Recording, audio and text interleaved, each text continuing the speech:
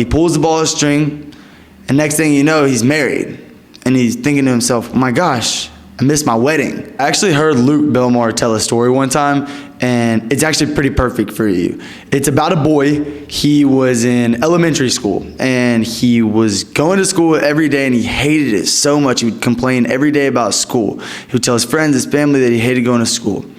So one day, he goes into school, and there's this old woman, and she's walking down the halls, and she's got this ball of yarn in her hand. And she goes up to the boy and she says, you don't like school, do you? And he goes, no, I hate school. And she goes, well, what if I told you I have a way that you could get out of here? You could go to the next level. And he's like, what do you mean by that?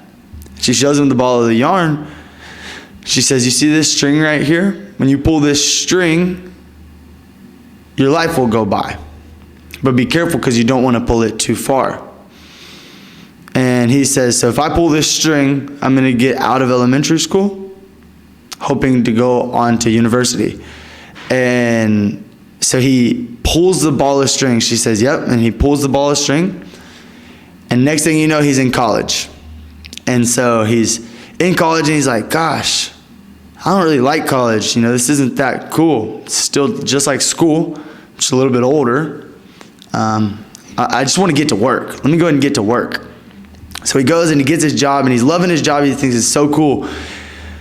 But then after some time goes by, he realizes, gosh, I really just want a wife. If I had a wife, this would be really cool. And so he pulls the ball of string, and next thing you know, he's married. And he's thinking to himself, oh my gosh, I missed my wedding.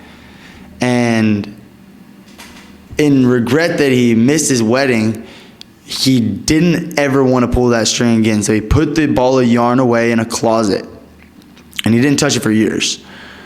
And about 2 to 3 years passed, and he ended up having a baby.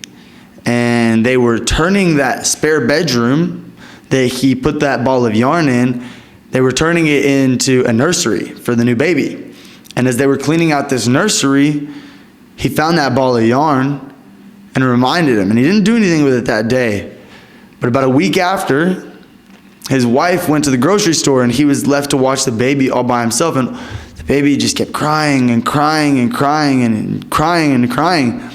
And he wished to himself, gosh, if only there was a way I could get to a point where the baby wasn't crying anymore.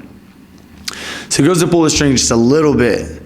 And next thing you know, his boy is all grown up. He's already graduated college.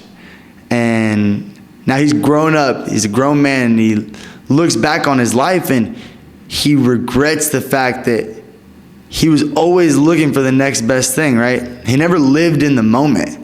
And now his son's grown up, he's already gone through his entire job, went through college, and didn't enjoy any of it because he was so focused on what's next, what's next, what's next, and he never lived in the moment.